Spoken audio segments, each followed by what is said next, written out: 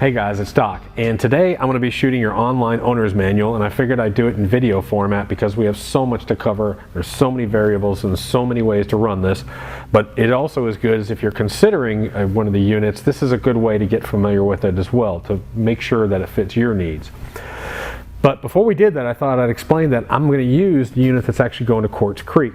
Greg, who owns Quartz Creek, that claim where they filmed Gold Rush, Alaska, is going to be using this unit for his drill testing program and as a super concentrator for his cons out of his operation.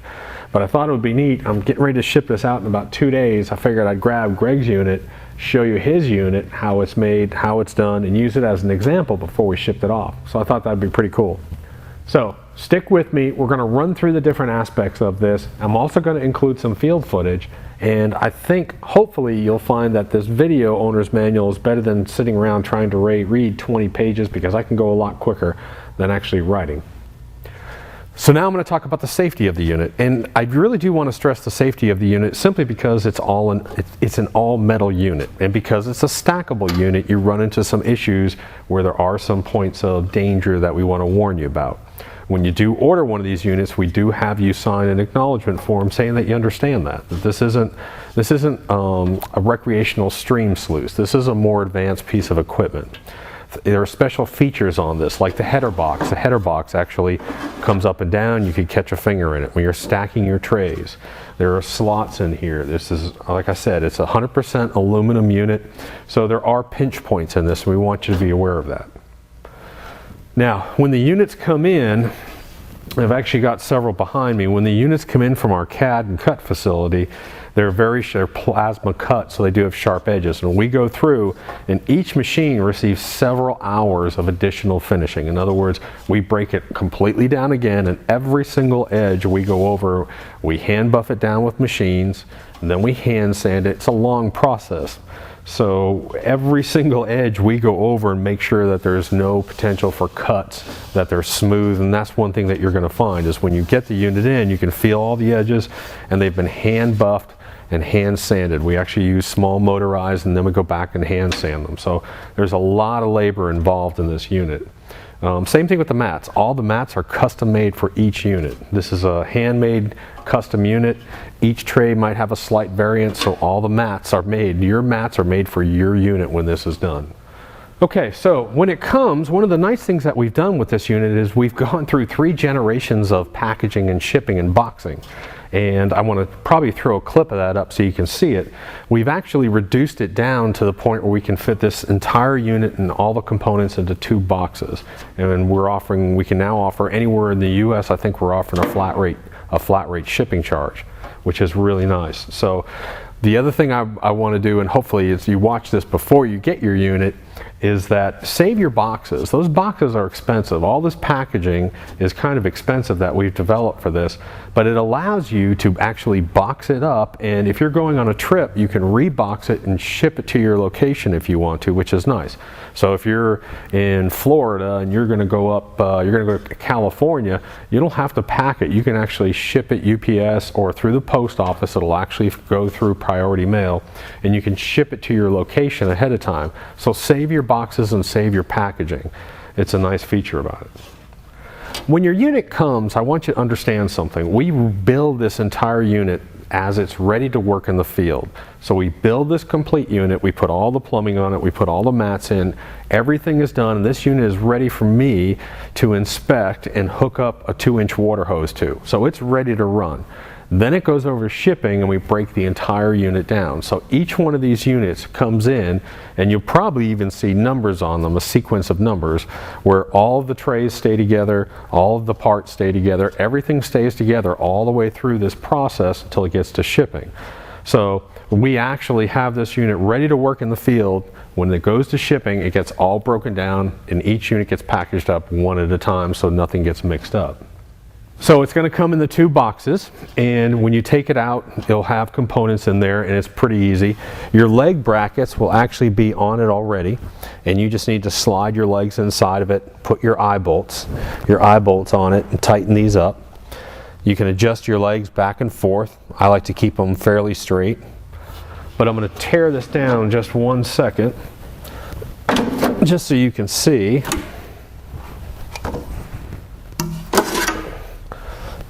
just so you can sort of see this for a minute. But this is your main base unit, and your main base unit has a hole on the side over here. So you're going to have a hole. This is a hole. This is your exit hole. This is where your legs go, and then you're going to have a scrubber mat. I always put my scrubber mat in the bottom, and there's a little flange here that you just insert your mat into, and I'm going to show you that in a sec. So this is your base unit, exit hole in the rear. There's no way to mistake it because it's the only one with brackets on the side of it. So what I do next is I take either one of these two trays. It really doesn't matter which one. Sometimes one might fit a little bit better than the other, but you're going to notice that there's an exit hole in the bottom. So you have an exit hole in the bottom here, and that is going to dump into the area that is highest on your next tray, or that doesn't have a hole. Tray just sits in there like that, just sits on top. Most of the time they're pretty firm. It's not a locking system, they just sit right on top. Now I always put my UR mat in the second tray. That's how I always set it up. So now I'm going to go to my third processing tray. So this is my third processing tray, and of course my third processing tray also has a hole in the bottom because the material dumps into the tray number 2 down there. Again, I just set it on top. So now I've got my 3 main processing trays. I've got scrubber mat in this one, so I've got scrubber, UR, and scrubber. Now I'm going to take my header box. And the header box, just remember you want your material flowing downhill. Header box sits on top. And it's pretty much ready to roll at that point. So now you put your header box on top, now you're going to put in your plumbing. Real simple. You have bilge pump hoses in case you want to run it as a concentrator, or if you want to run it electric. Your bilge pump hoses, connections, put them on and leave them on. Don't ever take them off. It's my recommendation.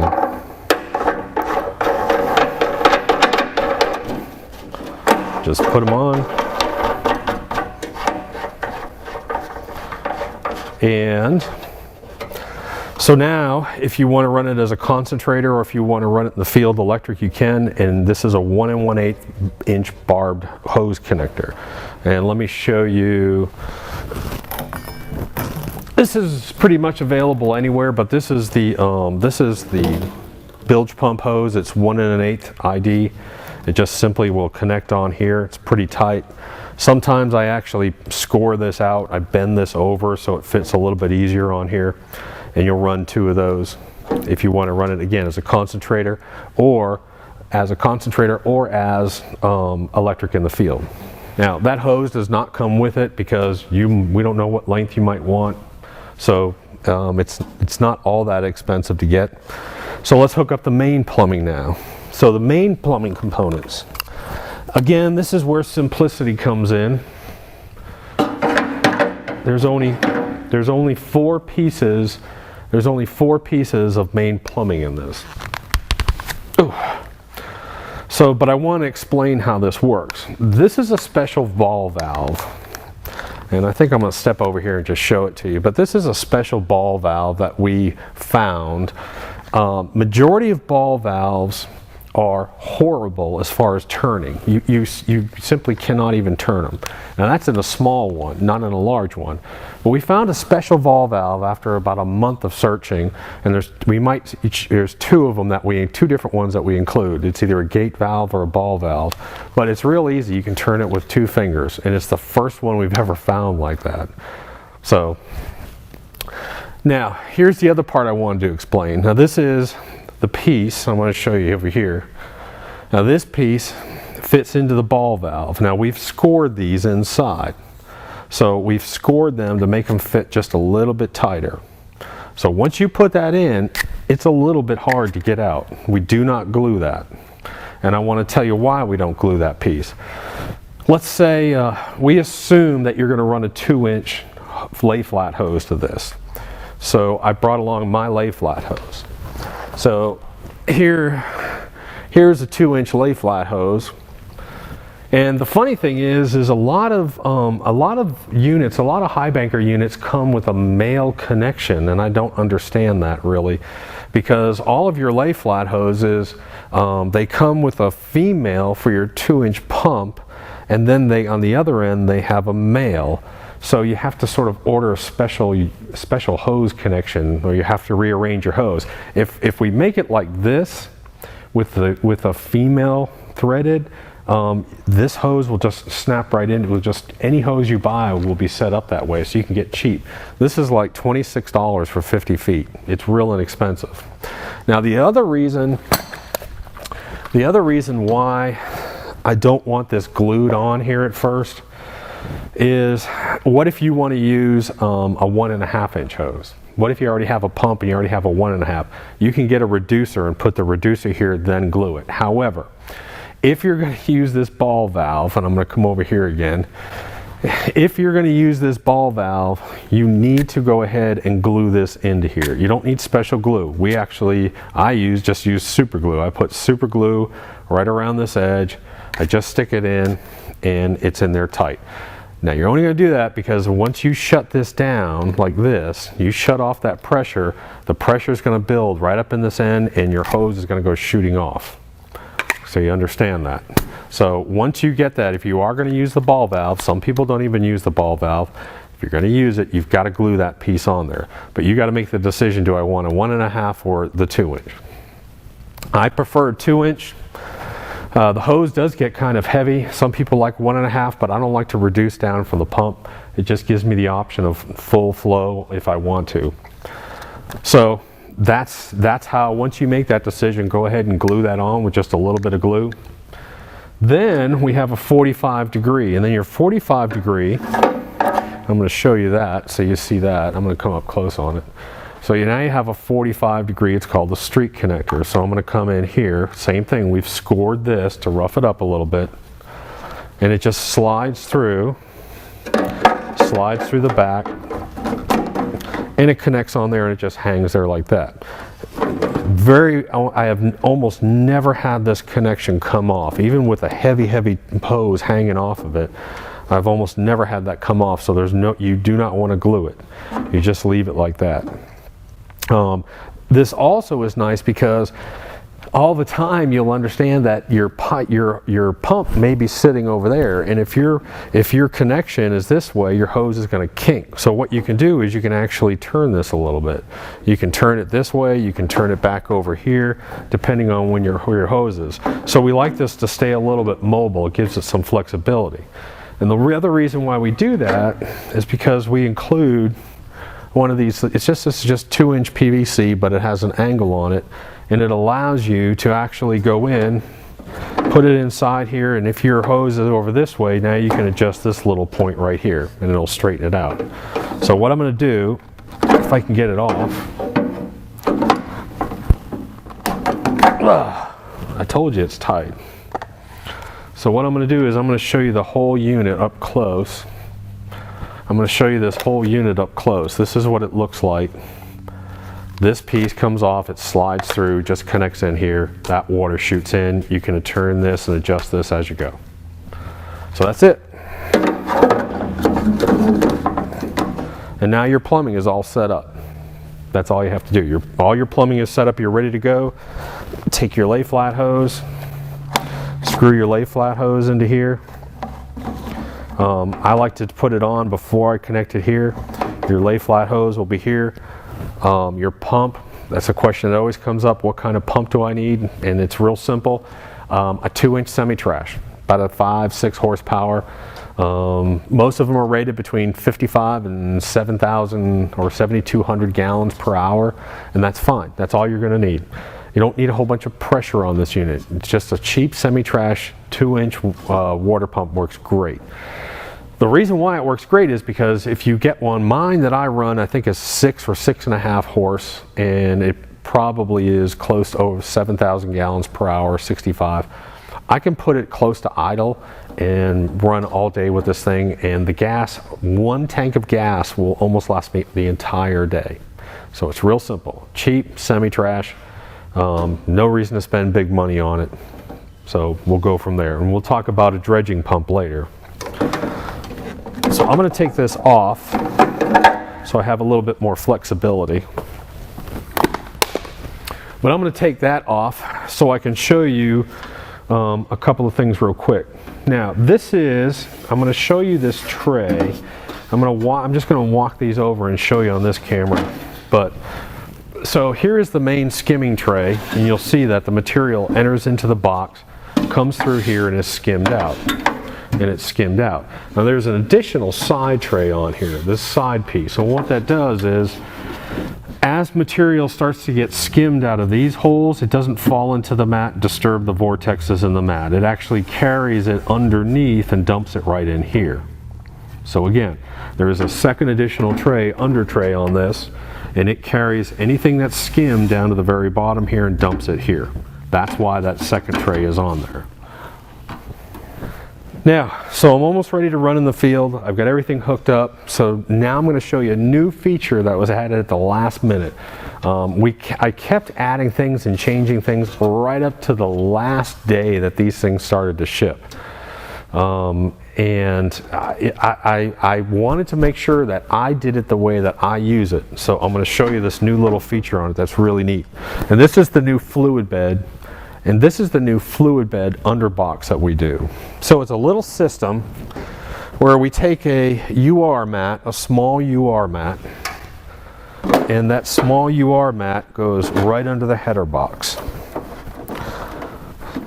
So now that UR mat is just sitting right in here under my header box. That's where it is. Okay, so now I'm going to show you the new perf plate that goes over this UR mat. This perf plate, each one of these is custom made for each unit because there are slight variances, and you'll see when you put it inside of it, just fits inside there. But I wanted to show you this new perf plate, and I've also got some other footage. I'm going to show you how it sits on the mat. But it's essentially 14 or 16 gauge perf aluminum, and we bend up the side edges, and we have a little sort of handle here on the end. Now what this does is when you put this on top of UR mat, that little bend over here gives about 1/8 of an inch clearance between this and the UR mat. So now I'm going to put this in, and this sits right under my header box, but then on top of the UR mat. So as the material is blowing in here and you have a massive amount of turbulence inside, that perf plate gives that UR mat under there a little bit of protection and causes this sort of what we call a quasi fluid bed. It's a real neat action, and we catch a ton of gold, fine gold, right up under our header box. And people have a hard time believing that, but we catch a huge amount of fine gold right up under our header box because of this now. Now you'll also notice that that metal tray, that this perf tray extends past the first skim hole. So whatever is not being caught by that UR mat, it has the first chance to hit that first hole. So everything else is going to skip. Everything else is going to skip that first skimming tray hole here, except for the excess that's coming out of that mat. And you'll see it once you install it. It's a pretty neat little setup. Okay. So now we're pretty much ready to go ahead and run it in the field. There's only two other things you have to worry about, and that is your alignment. And all you have to do is you have to look at these two slot holes here, these two rounded off holes. They need to be parallel to the ground as you're standing on it. And that means that your unit is evenly balanced. So I'll just use a piece of cardboard, and you'll see that these two, because sometimes it's an optical illusion, that these two slots need to be parallel to the ground. So you step back and you look at your slots. Don't look at your machine, don't look at your trays, look at your slots and make sure that they're parallel to the ground. The next thing you're going to do is you're going to stand off to the side and make sure you're good left to right. Make sure your trays are all set in, and make sure that you're left to right, that you're good left to right. And once you're set, then the next thing we actually include is I like to put a bungee on it, and it's one of the reasons why we use these eye bolts on the legs, because you'll hook right into a bungee, right into the leg there, just pull it over, and hook it into the leg there. And so now you're all set. You can move this up a little bit if you want. Now, the reason why I put the bungee on there, I've never had this machine separate or tip out or the trays fall out. But if I'm working with more than one person, or I've got the kids there, someone's going to walk behind this unit and probably kick a hose. And if they kick a hose, I just want to make sure that if someone falls on this machine, or if they trip over the hose in the back, that if this unit goes over, that this unit's going to stay together even on its side. And that's why I like the bungee. It just tightens it all up, especially when I'm dredging. If I'm dredging and I'm yanking on the hose and I'm not looking at what I'm doing, if you've ever used a land-based dredge, you'll know that if you don't have a nice wide stance on your legs, that your dredge might tip over. So that's why I use the bungee, and we actually include it now with it. Okay, and I did want to go over real quick when you insert your mat. So I'm going to take this off for a second. I'm just going to take my bungee off, and I wanted to show you real quick on the mats. Now, I'm going to go over here to this camera too, but when you insert your mat, we make the mats pretty tight here. You'll notice that sometimes you'll need to push these mats down a little bit. So there is a way that is better to actually do the mats when you put them in, because you do have these side holes that sometimes interfere with your side tape on your mats. So an easy way to install your mats is, it's hard to do it when the tray is standing up, but don't put the back of your mat into your tray until you get the front under the lip. So I'm going to put the front in, and I'm going to get it under the lip. I'm going to lift that little clip and I'm going to push it up under. Once I have it up under this lip and this set, then I'm going to let the rest of the mat fall down in, and I'm going to push it into place. That's the easy way to install it. It's a simple little trick that I just learned from using it. But only put that front part of the mat in, get it under the clip, then let the rest of the mat fall down. Now, taking the mat out, it's easier since this is the end with the hole on it. What I like to do is I just keep it tilted a little bit down towards the end without a hole, and all I do is I just tilt the mat a little bit sideways. If you try and pull it straight up, your side tape might get caught on these holes. So I just tilt it a little bit sideways and then just pull it up, and I go right into the bucket. So now I'm going to show you how you clean your mat. And cleaning your mat is actually probably one of the easiest parts of this whole thing. All you're going to do is you're going to fill this bucket up with water, fill it all the way to the top with water. You take your mat out of your tray and just roll it, just go into the water, and all you do is you go 1, 2, 3, stop. Now you reverse roll your mat. So I'm going to reverse roll it, and I'm going to go in and I'm going to go 1, 2, 3. Once you've done that, your mat is completely clean. It's a 5-second cleanup on the mats. Let me explain quick why that happens. And it's because if this is your mat and you fold it this way, all these grooves are going to tighten up on each other. When you reverse roll it for the second time, they actually spread out. So you go from having them like this to a reverse roll where you open them up and all the gold falls out. The funny part is when people start using our scrubber mat or even our UR, is that they get home and the next day they start looking at their mat and they start finding -100, -200 gold deep inside these channels because they didn't reverse roll and clean it. The other quick thing about cleaning it is sometimes I do a quick clean. If I run for 2 hours, I'm running a bunch of material, I'll just stop the machine.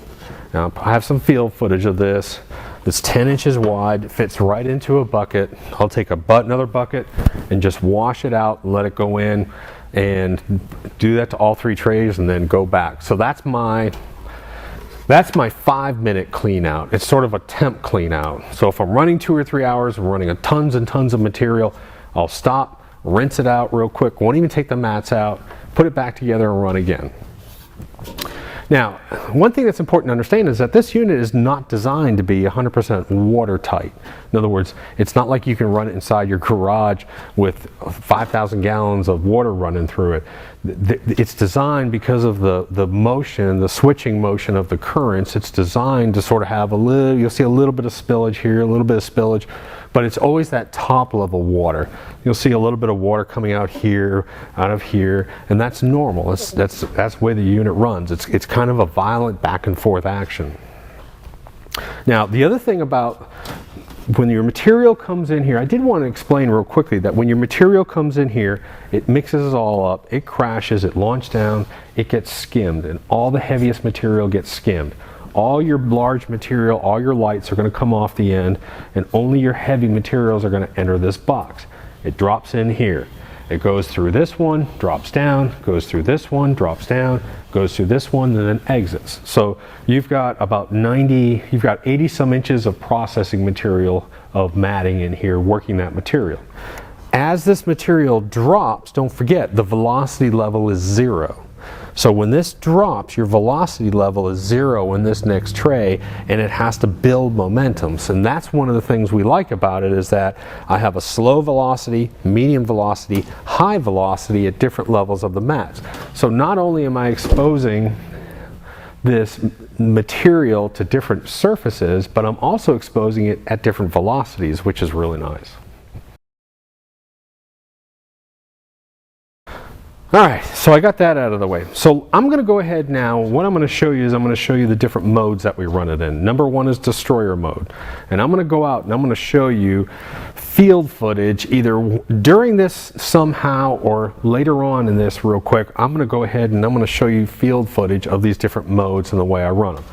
Destroyer mode. Destroyer mode is I have a huge amount of dirt that I can move. It's right here, it's easy access, and I got plenty of people to help me. You hook up your 2-inch water hose, you click it up to about 1/3 or half, you get water, plenty of water coming off this end, and you just dump unclassified material, 100% unclassified. You just sit here and dump it and feed it and feed it, feed it as fast as you can. That is the destroyer mode, and that's really why a lot of people like this unit. It's why I like this unit, because I can run in 1 hour. I can run, if I have enough manpower and I have enough people, enough hands and arms around, I can run close to 3 tons of material through this machine per hour. Understanding that nothing enters into this machine that is larger than 3/8 of an inch, 1/4 of an inch or 3/8 of an inch. So it automatically classified. So I'm running close to 3 tons of material an hour, automatically classified to 3/8 of an inch, running through 3 different trays, getting exposed, plus now inside this quasi-fluid bed under the head. And it's for self-classifying, and it's by far one of the fastest machines on the market, highest volume machines on the market. So that is what I call the destroyer mode. Your water volume, you'll see it. You only want to turn your water volume up to the point where the rocks are being cleared off. Once you see all your rocks being cleared off, then you stop. You don't want to overkill it. So if I need to bring it up, and like I said, I control my water volume through my pump, my RPM on my pump. That's where I like to control it. So I'll watch it. If I'm feeding it, yeah, if I have a huge boulder fall through and it doesn't clear off, that's fine. But the majority of the rocks are just falling off the end. That's where I want to get my water volume up to. All right, so that's the destroyer mode. Now I'm going to do what we call the grazing mode. And grazing mode is if I'm by myself and I can't move a whole bunch of material, or if I hit a really hot pocket of gold somewhere, I know that there's a lot of fine gold or concentration, or maybe I'm doing field testing or drilling. Sometimes what I'll do is I'll classify my material down to 1 inch. So I'll have, and I'll even show you, I've got a screen system, I've got a dump and roll screen system where we take the material down to about 1 inch, 1.5 inches, and then I'll turn down my water volume, because now that I've reduced the size of the stones going through, I don't need as much water volume. And I'll feed that material nice and slow. I'll just shake it in and shake it in and shake it in, and I'll barely have rocks fall off the end. And that's one of my favorite modes to run this in, because it does a phenomenal job, especially on really fine gold. And I'm talking minus 100, minus 200, way down to small fine gold that way. So that's the grazing mode, as I call it, where we take it down to about an inch. We just basically pull all those big rocks out, those big 4, 5, 2, even 2-inch rocks. And it requires less water flow to kick those out. And it's a little bit smoother run pattern to it. But I will say that in destroyer mode, we catch a ton of fine gold. In destroyer mode, we catch minus 100 and minus 200. So it's just sort of a personal preference thing. So you have your destroyer mode, then you have your grazer mode. Grazer mode, tone it down a little bit. I probably run it maybe about 4,000 GPH at that point. And again, there's not a whole lot of water coming off the end, just enough to kick those little rolling stones out of the way.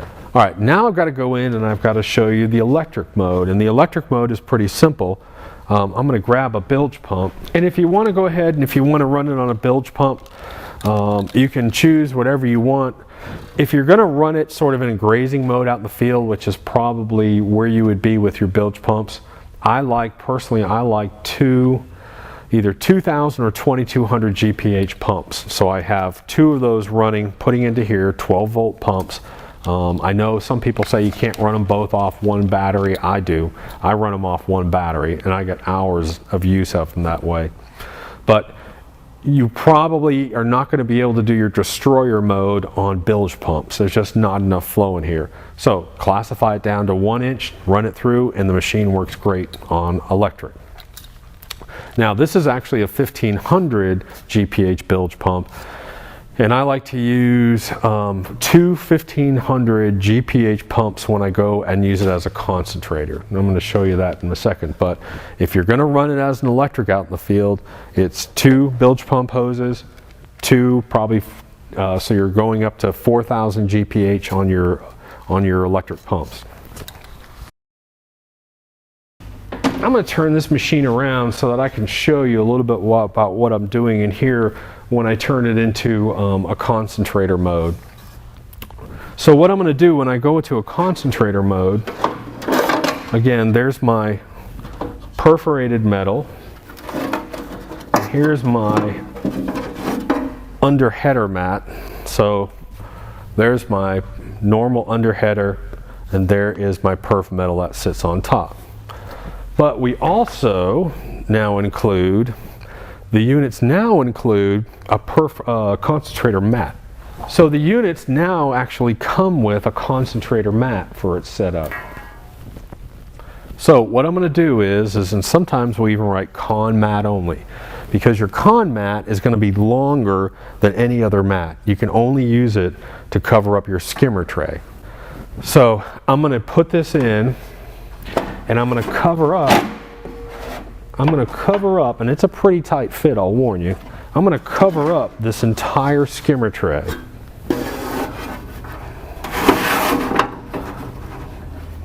So I'm going to go up, and I'm all the way up to the top of my box. And now I've got, so now you can see this. Now what I've got is I've got this whole thing. I've got my whole skimmer tray neutralized, we'll call it. It's no longer skimming. This whole skimmer tray is now UR mat. So I'm going to go back and I'm going to put my perf metal in there.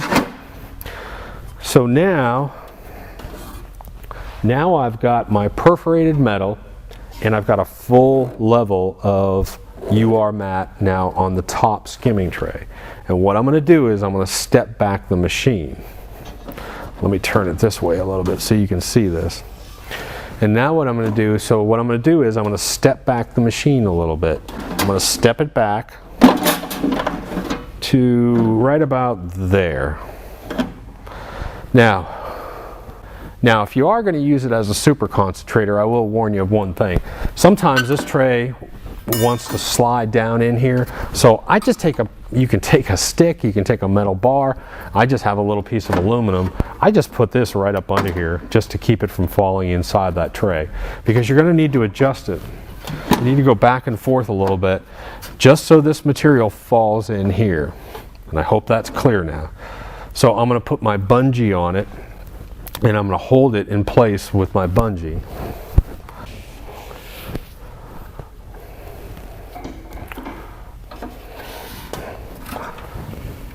That what I've done now, instead of having my tray all the way up, I've actually moved it back, and I've turned my skimming tray into an actual processing tray with this UR mat. So everything, what we call this a full dump, everything is going to go inside this next tray. So now I've got one level of processing, 2, 3, 4. 4 levels of processing. I'm hitching up my bilge pumps, running at 3,000 GPH, roughly 2,500, 3,000 GPH, and I'm going to process it down. Now, let's say, for example, I want to change up a matting in it. You can put whatever you want in this. You don't have to use our matting. So I'm going to run UR, I'm going to run scrubber, maybe I'm going to run vortex in it. So I'm going to put a sheet of vortex in this tray and then scrubber again. We are huge believers in the fact that multiple exposures to multiple matting surfaces is the best way to go. You should never repeat over and over and over the same velocity and same surface. If it's not getting caught up here, maybe you'll get caught here. So we change it up on our concentrator all the time. Now, if you're a commercial operation and you're running, let's say you're running 5 gallons to 40, 50 gallons of concentrates, you'll be able to run it through this machine, do it extremely fast, and you'll end up with maybe half a gallon of super cons at the end of it. So really, really nice. And the other nice thing is we say that you only have to classify down to 1/4 of an inch. So you classify down to 1/4 of an inch, run it through, it's really fast. Then if you want to run it through again, you can reclassify to 1/8 of an inch. You clean this out, reclassify to 1/8 of an inch, run it through again one more time. So, and that's how we run it as a super concentrator. Like I said, if you want to put a piece of vortex in and experiment with that, you can. We typically will do it either in this tray or in the bottom tray and run it through. We can run 5 gallons of concentrates through this thing in about 15 minutes. It's that fast. And again, we take it down to about half a gallon of material. You can run 15, 20 gallons of concentrates to this thing in maybe 30, 40 minutes. Just keep running it as fast as you can. It's a really good concentrator, especially for commercial ops.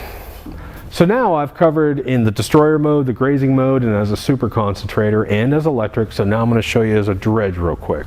And this gets a little complicated, so I'm not going to spend a bunch of time on it. I say complicated, but it actually is pretty simple. Now, this is the attachment. I'm going to show it to you over here. This is the attachment I use. This is a 2.5 inch attachment from Joby.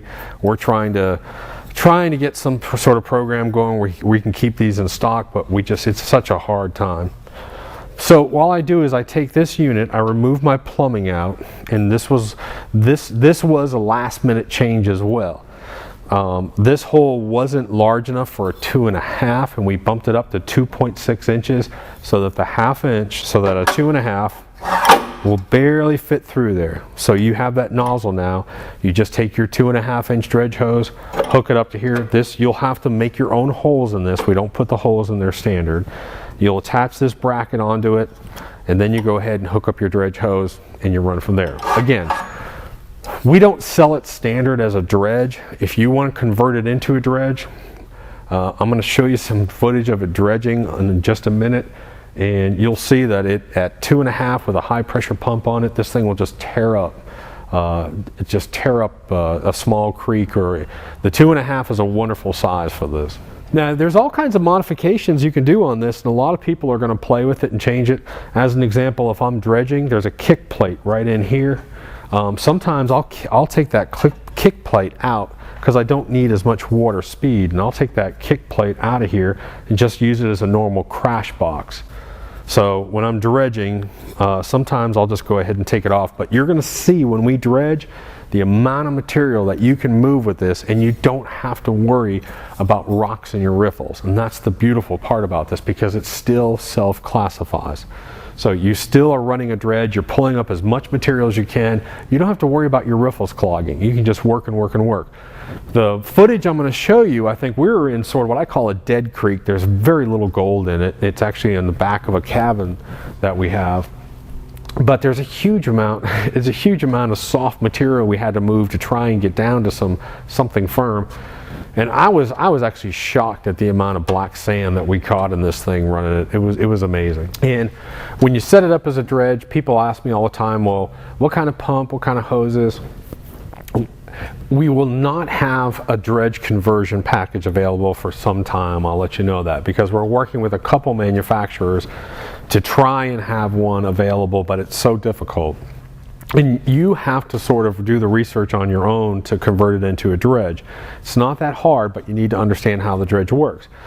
So you have your dredge attachment, which we get ours from Joby, and you can buy those. There are several places that sell them online, and you mount it into here. That's then your 2.5-inch suction hose mounts into here. But then you need a high pressure hose, and you need a nozzle, and you need all those. You need to understand how that relates to dredging. So you've got to understand all that, and we will probably try and outline that for you and update you if we find good sources for that. Now, one thing I didn't cover on this real quick is we do include expanded metal on this. So I wanted to show you that we do include 1/2-inch expanded metal on the system. I want to show you where it goes. So sometimes if let's say I'm in destroyer mode. If I'm in destroyer mode, my water volume is going to be kind of high. So sometimes what I'll do is I'll take this 1/2-inch expanded metal, and let me just do it this way so you can see it. I'll take this 1/2-inch expanded metal here, and this is my level 2 tray with my UR mat. So I'll just take this expanded metal, just pop it in here, just barely tuck it under that ramp, and it's fine. It's going to stay in there. And again, this creates a quasi sort of fluid bed that's just amazing, the reaction that this has. And you're going to see this when you go and clean this tray out. You'll be amazed at what it looks like depending on the water volume. The other thing, we've had people add riffles on top of this. So if you want to take this section and put UR with expanded, I've got an old riffle tray I have, but this is these are miniature modified Clarksons that I had someone make for me, and this I had them make it in a tray, and it sits right in here, and it's a really cool little system for this. So now I've got UR mat, I've got expanded metal with my miniature modified Clarksons on top. And again, you can even buy these trays stock, because a lot of your sluices that are made are 10 inches wide, so the riffle trays are 9 3/4, and they fit right into this. So I want to show you this up close. Again, people are gonna play with this, and they're gonna do it any way that they want. But this is one of my setups. This is the modified Clarkson riffle tray that I had made. I put it on top of that expanded metal with UR mat under it. So I think I've covered just about everything for you, and I think what I'm going to do is I'm going to go out and I'm going to show you some of the field footage and show you running in these different ways, and I'm going to describe when I'm running, whether I'm running as a destroyer, running it as a grazer, running it as a super concentrator, and running it as a dredge. I'm going to show you those different methods.